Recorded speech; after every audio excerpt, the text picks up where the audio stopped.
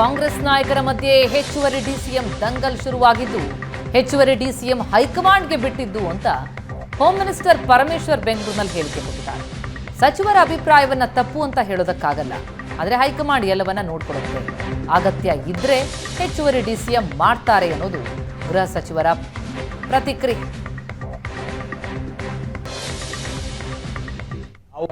ಪದೇ ಪದೇ ನಾನೇನು ಹೇಳ್ತಾ ಇದ್ದೀನಿ, ಇದು ಹೈಕಮಾಂಡಿಗೆ ಬಿಟ್ಟಿರೋಂಥ ವಿಚಾರ. ಗೊತ್ತಾಯ್ತಾ?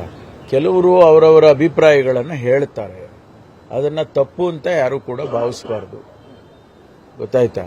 ಅದು ಅವರ ಅಭಿಪ್ರಾಯ ಹೇಳ್ತಾರೆ, ಅದು ಅಭಿಪ್ರಾಯವನ್ನ ಹೈಕಮಾಂಡ್ನವರು ಗಮನಿಸಿದ್ರೆ ಅವರು ನಿರ್ಧಾರಗಳು ಮಾಡ್ತಾರೆ, ಅಲ್ಲಿಗೆ ಮುಗಿಯುತ್ತದು. ಯಾಕೆಂದ್ರೆ ನಾವು ಯಾರು ಕೂಡ ಅದನ್ನ ತೀರ್ಮಾನ ಮಾಡೋರಲ್ಲ. ನಾನು ಮಾಡೋಕ್ಕಾಗುತ್ತಾ ಅಥವಾ ಯಾರೋ ಮಂತ್ರಿಗಳು ಮಾಡೋಕ್ಕಾಗುತ್ತಾ? ಅದು ಅವ್ರ ಗಮನಕ್ಕೆ ಬಂದು ಅವರು ಅಗತ್ಯ ಇತ್ತು ಅಂದ್ರೆ ಮಾಡ್ತಾರೆ.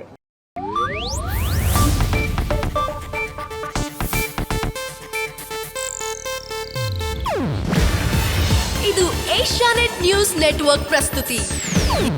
ನೀವು ನೋಡ್ತಿದ್ದೀರಾ ಏಷ್ಯಾನೆಟ್ ಸುವರ್ಣ ನ್ಯೂಸ್.